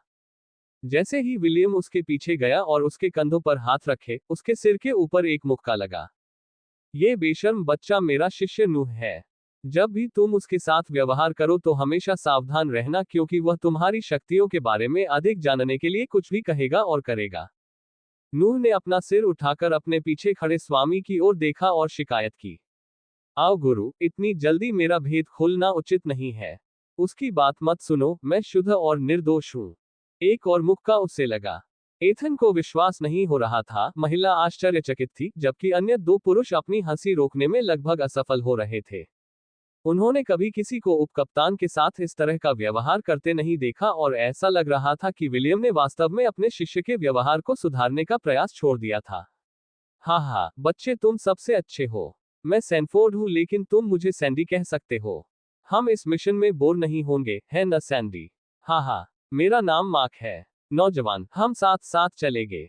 दोनों हंसते हुए व्यक्ति नूह का स्वागत करते हुए स्वयं को रोक नहीं सके। महिला ने सांस छोड़ते हुए अपने कनपटियों की मालिश की। उन दो बेवकूफों की बात मत सुनो। मैं इस मिशन की कप्तान सुसान और उनकी नानी हूँ। दूसरे लड़के का नाम एथन है, वह बेवकूफी से प्रतिस्पर्धी है। अब चलो मिशन को पूरा करने के तरीके पर फैसला करने के लिए किसी निजी जगह पर चलते हैं। पब फ्यूचर द्वारा विज्ञापन। संपर्क टॉस साइट मैप दान करें। मेनू दिखाओ। उपन्यास ऑनलाइन पूरा पढ़े। उपन्यास बिन। उपन्यास राक्षसी तलवार का जन्म अध्याय 28 स्क्रॉल। राक्षसी तलवार का जन्म 28 स्क्रॉल। पब फ्यूचर द्वारा विज्ञापन। सैंडी और मार्क दोनों के बाल भूरे थे और दाढ़ी छोटी लाल थी। वे मध्यम कद के थे और जाहिर तौर पर दो अलग अलग माताओं और एक ही पिता के भाई थे। वे काफी युवा थे क्योंकि उनकी उम्र 40 से कम थी। सुसान लगभग 50 वर्ष की महिला थी, उसके बाल सुनहरे थे, शरीर दुर्बल था तथा उसका दाहिना कान गायब था। एथन समूह में सबसे युवा था, उसकी उम्र 30 के आसपास थी और वह उन सभी में सबसे लंबा था। वे गार्ड भवन के अंदर एक कमरे में एक गोलाकार मेज के चारों ओर बैठे थे और उनके बगल में गर्म चाय के कप रखे हुए थे। सुसान मिशन के बारे में जो जानकारी जानती थी उसे समझा रही थी। हम जानते हैं कि यह समूह एक पूर्व भाड़े के सैनिक समूह द्वारा बनाया गया है, जिसे शोस्ती परिवार के सैनिकों द्वारा अवशोषित किया जा रहा था। उनमें से कुछ, एक स्थिर सैनिक की स्थिति से नाखुश, विद्रोह कर दिया और डाकू बन गए। आप सभी ने तसर्ट गांव के बारे में रिपोर्ट पढ़ी है। मुझे विश्वास नहीं होता कि वे इतनी सारी महिलाओं का अपहरण करते हुए अपने सभी निशान मिटा सकते थे। बेशक, हमारा सबसे अच्छा विकल्प वहीं से जांच शुरू करना है। सभी ने सिर हिलाया। उनकी संख्या और क्षमताओं के बारे में क्या? और यदि वे बंधकों का उपयोग करते हैं तो हम क्या करेंगे? ये नूह बोल रहा था। वह ये सुनिश्चित करना चाहता था कि वह साधकों के साथ अपनी पहली लड़ाई में किसी भी चीज के लिए तैयार रहे, भले ही उसे भाग लेने की जरूरत न हो। हमारे पास उनमें से सबसे ताकतवर का कुछ विवरण है और उनके समूह में कुल 20 लोग होने चाहिए। जहां तक बंधकों की बात है, हम उन्हें बचा सकते हैं और अगर उन्हें ढाल के रूप में इस्तेमाल किया जाता है तो हम उन्हें काट देते हैं। नूह ने सिर हिलाया। वह उसके उत्तर से खुश था। इस दुनिया में कमजोरों को दोषी ठहराया जाता है जबकि मजबूत का सम्मान किया जाता है। मैं उन अन्य लोगों को बचाने के लिए खुद को खतरे में नहीं डालूंगा जिनकी मुझे परवाह नहीं है। एक गांव का सफाया हो जाएगा क्योंकि संयोग से जादुई जानवरों का एक झुंड उनके रास्ते में आ जाएगा। इस दुनिया में कमजोरी वास्तव में एक पाप है। अपनी शंकाओं को दूर करने के बाद नूह ने अन्य सैनिकों के प्रश्नों को ध्यानपूर्वक सुना। उन्होंने मिशन की प्राथमिकताएं, हमले की योजना और सभी की भूमिका निर्धारित की। नूह को अन्य चार के करीब आने की कोशिश करने वाले किसी भी व्यक्ति को हटाना था, जिससे साधक आपस में ही लड़ सके और कोई भी हस्तक्षेप न करे। चूंकि सब कुछ तय हो गया है, तो चलिए तुरंत चलें। हम 2 घंटे में फिर मिलेंगे। समूह को छुट्टी दे दी गई और वे अपने मिशन की तैयारी में लग गए। इस बीच, पेड़ों से ढके एक छोटे से पहाड़ के किनारे 20 या उससे अधिक लोग कैंप फायर के पास डेरा डाले हुए थे। सर्दी का मौसम था इसलिए तापमान कम था, लेकिन इन लोगों को इसकी ज्यादा परवाह नहीं थी क्योंकि वे शिविर के बड़े तंबू में प्रवेश करने के लिए लाइन में लगे हुए थे। तंबू से चीखने चिल्लाने की आवाजें आ रही थी, लेकिन बाहर खड़े लोग बस हंस रहे थे और होंठ चाट रहे थे तथा अंदर जाने के लिए उत्सुक थे। 2 आदमी तंबू के बाहर आए और गर्व से घोषणा की। पब फ्यूचर द्वारा विज्ञापन। अब अंदर कोई कुंवारी लड़की नहीं है। कतार में खड़े लोगों ने निराशा भरी आहें भरी और गालियां दी, लेकिन पहाड़ की ऊंचाई से आती चीख ने उनकी आवाज दबा दी।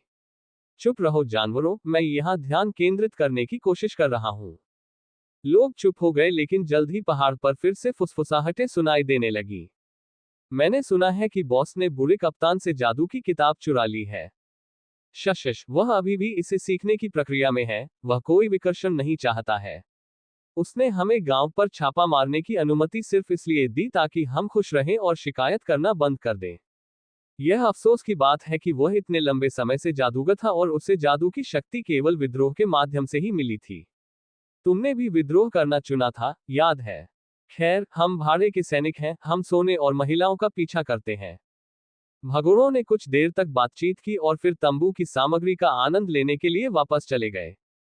डॉट डॉट डॉट 4 दिन बाद तसर्ट गांव के बाहरी इलाके में एक गाड़ी दिखाई दी, या उसका कुछ हिस्सा बचा हुआ था। घर जलकर राख हो गए और उनके अंदर कोई भी जीवित प्राणी दिखाई नहीं दिया। 3 पुरुषों, 1 महिला और 1 बच्चे का एक समूह गाड़ी से बाहर निकला। वे निश्चित रूप से नूह और उसका समूह थे। अरे यार, तुम बहुत बोरिंग हो। तुमने यात्रा के दौरान ध्यान और अभ्यास के अलावा कुछ नहीं किया। क्या तुम उस उम्र में नहीं हो जब तुम्हें महिलाओं के बारे में बात करनी चाहिए? सैनफोर्ड, बच्चे को भ्रष्ट करने की कोशिश मत करो, उसके पास अभी भी तुम्हारी तरह बेकार बनने का समय है। कप्तान, आप बहुत बुरे हैं। मैं तो बस उसे मर्दानगी का पाठ पढ़ाने की कोशिश कर रहा हूँ। सैंडी और सुजैन के बीच झगड़ा होता रहा। उन्होंने मूलतः पूरे सफर के दौरान ऐसा ही किया। मार्क उनके द्वारा एक दूसरे से कही गई हर बात पर हंसता था, जबकि एथन नूह के प्रशिक्षण के बाध्यकारी तरीके की नकल करने की कोशिश करता था। मुझे यह मत कहिए कि जब आप डेंटियन की खेती शुरू करते हैं तो आप मूर्ख बन जाते हैं। पब फ्यूचर द्वारा विज्ञापन। ये उनके विचार थे जो उन्होंने 4 दिनों की यात्रा के बाद किसानों के बारे में कहे। अब जब मैं इस बारे में सोचता हूं, तो मुझे लगता है कि मास्टर भी अपनी लगातार मुस्कुराहट के कारण सामान्य नहीं है। वह इस संभावना पर विचार कर रहे थे कि साधना करने से अभ्यासी की मानसिकता पर कुछ दुष्प्रभाव पड़ सकते हैं। वे गांव के अवशेषों के पास पहुंचे और भगोड़ों का सुराग ढूंढने के लिए उसके चारों ओर नजर दौड़ाई। छापे के बाद से ही लाशें जमीन पर पड़ी थीं। जैसा कि रिपोर्ट में कहा गया है, शवों में कोई महिला नहीं थी तथा हर जगह घसीटे जाने के निशान मौजूद थे। उस दिशा में ऐसी क्या चीज है जहां 20 कामुक आदमी छुप सकते हैं? मार्क ने ये प्रश्न पूछते हुए बताया कि घसीटने के निशान कहाँ गए। एक पर्वत, सैंडी ने उत्तर दिया। क्लिफशियर पर्वत, एथन ने बताया। सुसान ने उन तीनों पर चिल्लाने से बचने के लिए अपनी कनपटियों पर मालिश की। वे अवश्य ही वहां गए होंगे। हमें जल्दी करना चाहिए, क्योंकि वे अभी भी बंधकों का उपयोग करने में व्यस्त हैं। सुजान के प्रस्ताव के बाद नूह उसकी निर्दयता के प्रति थोड़ी सी आशंका महसूस करने से खुद को नहीं रोक सका। ओह, कुछ आ रहा है। हाँ, वे जमीन पर पड़े खून की गंध से आकर्षित हुए होंगे। ओह, यह पहली बार था कि नूह किसी चीज के आने का एहसास सबसे पहले नहीं कर पाया। क्या वे पहले से ही जादूगर हैं? सैंडी और मार्क को दूर से घूरते हुए देखकर उसने उनकी दृष्टि रेखा का अनुसरण किया और कुछ 100 मीटर की दूरी पर एक काले बिंदु पर ध्यान केंद्रित किया। बिंदु पहले 2 बिंदु हुआ और फिर 4 हो गया। इसके बाद 6 वज्र भेड़ियों की आकृतियां स्पष्ट दिखाई देने लगी। बच्चे, तुम उनका ख्याल रखना, मजे करो। सैंडी ने नोआ के कंधे को थपथपाया और जमीन पर बैठ गया जैसे वह किसी शो के प्रदर्शन का इंतजार कर रहा हो। पब फ्यूचर द्वारा विज्ञापन। संपर्क टॉस साइट मैप दान करें। मेनू दिखाओ। उपन्यास ऑनलाइन पूरा पढ़े। उपन्यास बिन। उपन्यास राक्षसी तलवार का जन्म अध्याय 29-29। ज्वाला सांप। राक्षसी तलवार का जन्म 29। ज्वाला सांप। पब फ्यूचर द्वारा विज्ञापन। सभी वज्र भेड़िए रैंक 2 के थे। सामान्यतः कहा जाए तो भेड़िया जैसे जादुई जानवरों में अपने हमलों को एक साथ समन्वित करने की क्षमता होती है। यह विशेष पक्षी अपने मुंह से बिजली की चमक छोड़ सकता था या अपने झुंड के साथ समन्वय करके भारी गड़गड़ाहट पैदा कर सकता था, जो उसके रास्ते में आने वाली हर चीज को नष्ट कर सकती थी। यदि इसे 6 रैंक 2 से दागा जाए तो इसकी शक्ति उनके रैंक के शीर्ष स्तर से मेल खा सकती है। मार्क सैंडी के बगल में बैठ गया और उन्होंने नोआ के प्रदर्शन पर दांव लगाना शुरू कर दिया। इस बार भी एथन ने अपना सामान्य प्रतिस्पर्धी पक्ष नहीं दिखाया और वह केवल जमीन पर बैठा रहा, परेशान दिख रहा था। उन जादुई जानवरों के साथ लड़ाई उसके लिए उपयुक्त नहीं थी। सुसान खड़ी रही, लेकिन गांव के खंडहरों के आसपास और अधिक सुराग ढूंढती रही। ये लोग। नूह को थोड़ा चिढ़ महसूस हुआ। उनमें से हर एक को एक ही बार में उन भेड़ियों को खत्म करने में सक्षम होना चाहिए, फिर भी उन्होंने मुझे ऐसा करने दिया। मूल रूप से, मैं यहाँ कचरा साफ करने के लिए हूँ। भेड़िए लगातार करीब आते जा रहे थे और उनकी पूंछ में हमले के लिए बिजली जमा हो रही थी। आप जानते हैं, मुझे परीक्षण से सचमुच नफरत है, नूह ने समूह से कहा, अपनी तलवारें निकालते हुए और भेड़ियों की ओर कूदते हुए। उसका ध्यान भेड़ियों की पूंछों पर था, क्योंकि उन्हीं से पता चलता था कि बिजली कब गिरेगी। घोंसले साफ करने के दौरान विलियम ने उसे याद करने के लिए एक पतली सी बेस्टियरी दी। इसमें रैंक 3 से नीचे के जादुई जानवरों के बारे में सामान्य जानकारी थी, साथ ही उनके सबसे शक्तिशाली हमलों से बचने के तरीके के बारे में कुछ सलाह भी थी। वज्र भेड़ियों के मामले में ऐसा तब होता था जब उनका मुंह उनकी पूंछ में संचित बिजली को मुक्त करने के लिए खुलता था। इस दुनिया में परफेक्ट अटैक जैसी कोई चीज नहीं है, हर चीज में कोई ना कोई कमजोरी जरूर होती है। पब फ्यूचर द्वारा विज्ञापन। वज्र के मामले में इसके लिए लंबी तैयारी की आवश्यकता थी और इसकी खराब गतिशीलता थी। नूह की शैली में यह प्रभाव का एक सीमित क्षेत्र था। भेड़ियों में से एक के मुंह से नूह की दिशा में एक बिजली का गोला दागा गया। वह उससे बचने के लिए जल्दी से तिरछी दिशा में चला गया और फिर अपनी मूल दिशा में चलने लगा। बोल्ट उसके पास से गुजरा और जमीन पर जा लगा, जिससे 1 मीटर बड़ा छेद बन गया और उसमें से धुआं निकल रहा था। रैंक 2 जादुई जानवर की विशेष क्षमता को कम करके नहीं आंका जाना चाहिए। एक और बोल्ट निकला, लेकिन नोआ ने तेज गति से उसे नीचे फिसलने से बचा लिया। फिर वह कूद गया और पैक के बीच में जा पहुंचा।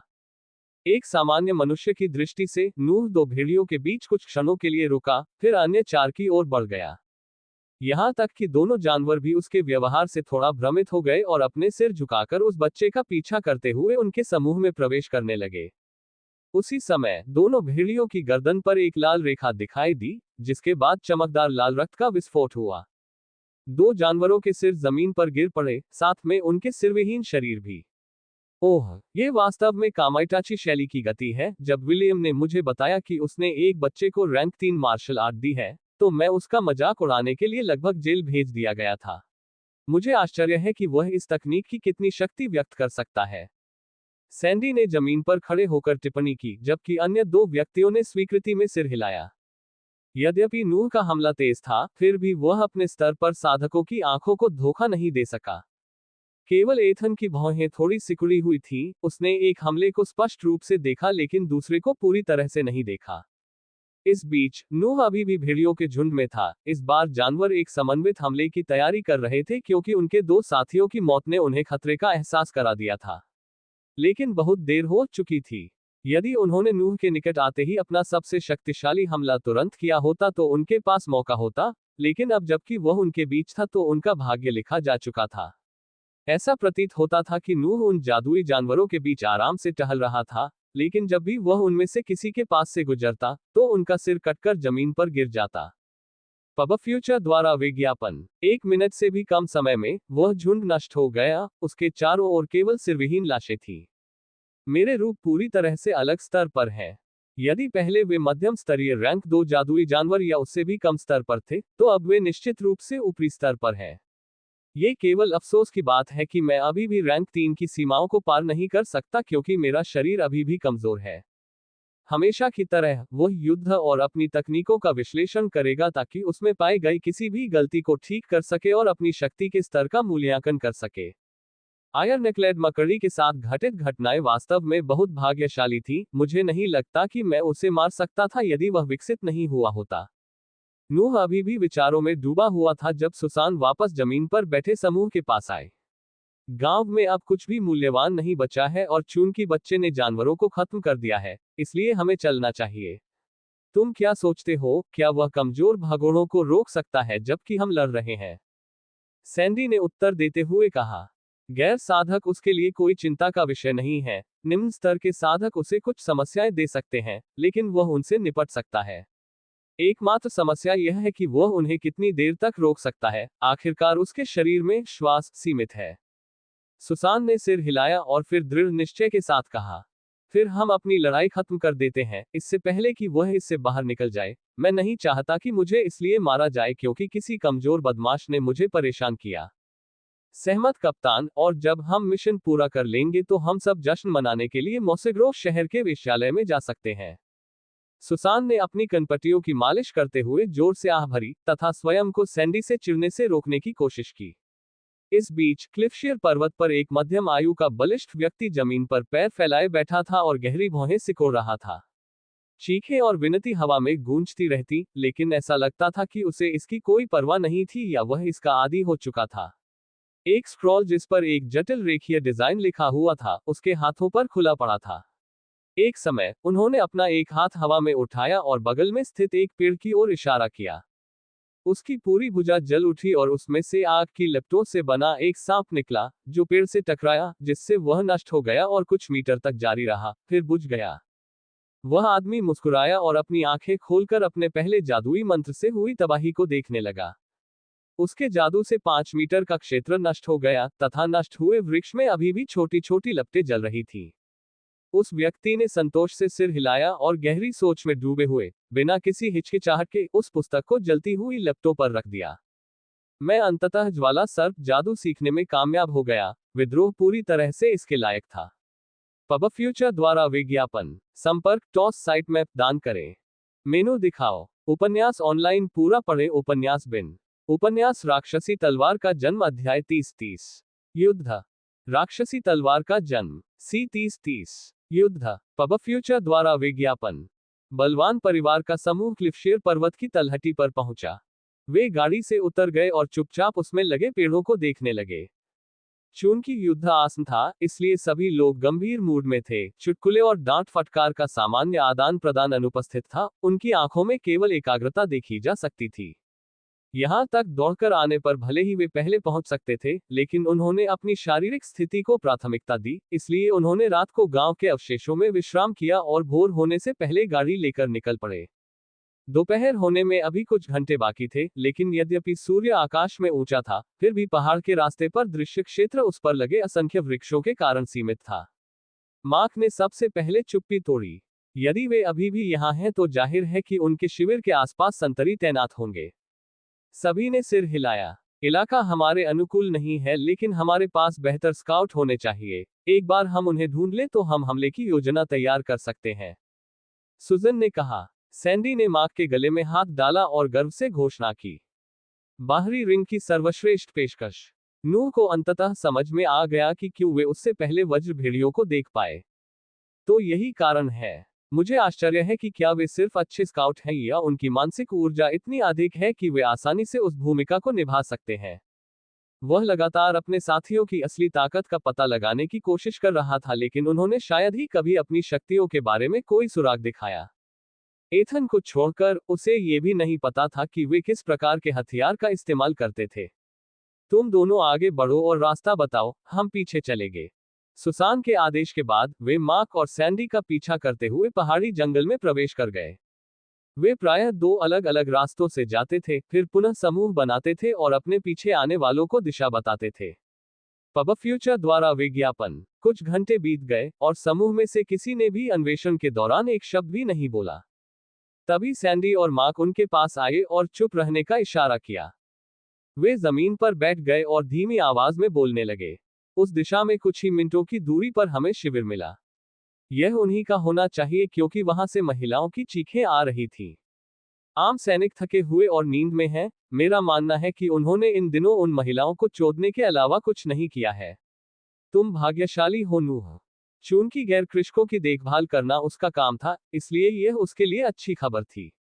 जाहिर है, इस समय बंधकों के भाग्य की किसी को परवाह नहीं थी। किसानों के बारे में क्या? सुजन ने पूछा। वह शिविर के सबसे ऊंचे स्थान पर है, जो उनमें से सबसे अधिक शक्तिशाली होगा। हम उसके बारे में अधिक जानकारी नहीं पा सके, क्योंकि हमें डर था कि कहीं हम उसे पकड़ न लें। उसके बाद उनमें से 5 ऐसे हैं जो हमारी चिंता के लायक हैं, बाकी तो बच्चे के लिए कमजोर हैं। सैंडी और मार्क दोनों आपस में स्पष्टीकरण बांटकर चीजों को समझाते थे। नूह को अब तक लगभग यकीन हो गया था कि खेती करने से कुछ मस्तिष्क क्षति होगी। उसने सोचा कि वापस आने पर उसे अपने गुरु से इस विषय में पूछना चाहिए। हमें कैसे आगे बढ़े? उन्होंने पूछा और सबकी नजरें सुसान पर चली गईं, क्योंकि वह मिशन की कैप्टन थी। मैं सीधे उनके बीच में कूद जाऊंगा और सबसे मजबूत आदमी का सामना करूंगा। जब वे मेरा पीछा करने में व्यस्त होंगे, मार्क, सैंडी और एथन कृषकों पर घात लगाकर हमला करेंगे ताकि उनकी संख्या कम हो सके, जबकि नूह कमजोर लोगों के बीच से निकलेगा। एक बार जब स्थिति स्थिर हो जाती है तो हम बचे हुए लोगों की तलाश में निकल जाते हैं। अपनी भूमिकाएं याद रखें। क्या वह सचमुच चारा बनने की योजना बना रही है? नूह को संदेह था, लेकिन फिर भी उसने योजना के अनुसार चलने का निर्णय लिया, क्योंकि यदि सुसान खतरा अपने ऊपर लेना चाहती थी, तो ऐसा ही हो। वे शिविर की परिधि की ओर बढ़े और जब सभी तैयार हो गए, तो सुसान खुले में कूद पड़ी और अपने लक्ष्य की ओर तेजी से बढ़ी। बस हमारे पीछे आओ बच्चे। पब फ्यूचर द्वारा विज्ञापन। सैंडी ने कहा और उसने और मार्क ने अपने कपड़ों से एक छोटा चाकू निकाला। एथन ने अपनी तलवार निकाली, तो नूह ने भी अपनी पीठ पर लगी तलवारें निकाली। सामान्य सैनिकों ने सुसान की आकृति पर ध्यान नहीं दिया, क्योंकि वह बहुत तेज थी। जब वह शिविर के आधे रास्ते पर थी, तभी किसी ने अलार्म बजाया। दुश्मन का हमला। जब सैनिक जमीन पर पड़ी अपनी तलवारें उठाने लगे तो शिविर में अफरा तफरी मच गई। जब सुसान शिविर के शीर्ष पर पहुंची तो एक आदमी तंबू से बाहर कूदा और सीधे उस पर अपनी तलवार तान दी। सुसान ने अपना हाथ उठाया और तलवार उसके कारण विक्षेपित हो गई। धातु के विरुद्ध धातु की ध्वनि हवा में गूंज उठी। अब मार्क चिल्लाया और शिविर की परिधि में अभी भी छिपा हुआ समूह खुले में निकल आया। सैंडी और मार्क सीधे सुसान की दिशा में चले गए, जबकि एथन ने अपनी तलवार से एक बड़ा अर्धवृत्त बनाया और 3 सैनिकों को 2 टुकड़ों में काट दिया। फिर वह अन्य 2 की दिशा में चला गया। नूह सबसे अंत में प्रकट हुआ और उसने अपने साथियों द्वारा उत्पन्न भ्रम का फायदा उठाकर भगोड़ों के समूह के अंदर से चुपके से बाहर निकल गया। जब वह समूह के बीच से भाग रहा था तो खून बह रहा था और सिर उड़ रहे थे। अब एथन और अन्य लोगों तक पहुंचने के दौरान उसने जितने अधिक लोगों को मारा, बाद में जब आश्चर्य प्रभाव समाप्त हो गया तो उसे उतनी ही कम चिंता करनी पड़ी। जब वह छावनी के दूसरी ओर पहुंचा तो 5 सैनिक जमीन पर मृत पड़े थे। इस तरफ सुसान अभी भी अपने लक्ष्य तक पहुंचने की कोशिश करते हुए अपने हाथों से विभिन्न हथियारों को हटा रही थी। सैंडी और मार्क ने अपनी उत्कृष्ट टीम वर्क के साथ उनमें से एक को मार गिराया, लेकिन फिर 3 साधकों ने उन्हें घेर लिया, जिससे उनकी गतिविधियां सीमित हो गईं। एथन अकेले ही एक लंबे आदमी से बड़ी कुल्हाड़ी से लड़ रहा था। किसी समय सुसान ने अपने हाथ से एक हथेली का इशारा किया, जिससे एक शॉकवेव उत्पन्न हुई जिसने क्षण भर के लिए उसके साथ लड़ रहे 2 सैनिकों को स्तब्ध कर दिया। उसने जल्दी से उनमें से एक का सिर पकड़ लिया और उसे कसकर दबा दिया।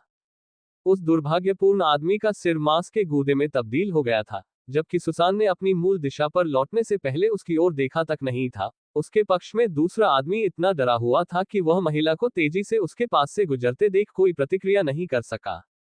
नूह ने पीछे मुड़कर अन्य सैनिकों का सामना किया और अदृश्य प्रतीत होने वाले हमलों की एक और लहर शुरू कर दी। एथन ने एक विनाशकारी चाल का उपयोग करके बड़ी कुल्हाड़ी को तोड़ दिया और फिर अपनी महान तलवार को लंबे आदमी की छाती में घुसा दिया। सैंडी और मार्क तीनों हमलावरों द्वारा उन पर किए जा रहे प्रत्येक हमले को चतुराई से चकमा दे रहे थे तथा जवाबी हमले के रूप में तीव्र हमले कर रहे थे, जिसके परिणामस्वरूप तीनों भगोड़ों की कलाएं और बाहें जख्मी हो गईं। नूह ने उनमें से 3 को मार डाला और 2 आदमी बच गए जिन्होंने उसके हमलों को रोक दिया। केवल 7 भगोड़े जीवित बचे, जिनमें से 3 घायल हो गए। उस समय शिविर के सबसे ऊंचे स्थान से आग का एक गोला गिरा और युद्ध के मैदान के बीच में जमीन पर रुक गया। आग की लपटों के बीच सुसान की आकृति मुश्किल से दिखाई दे रही थी। पब फ्यूचर द्वारा विज्ञापन संपर्क टॉस साइट मैप दान करें।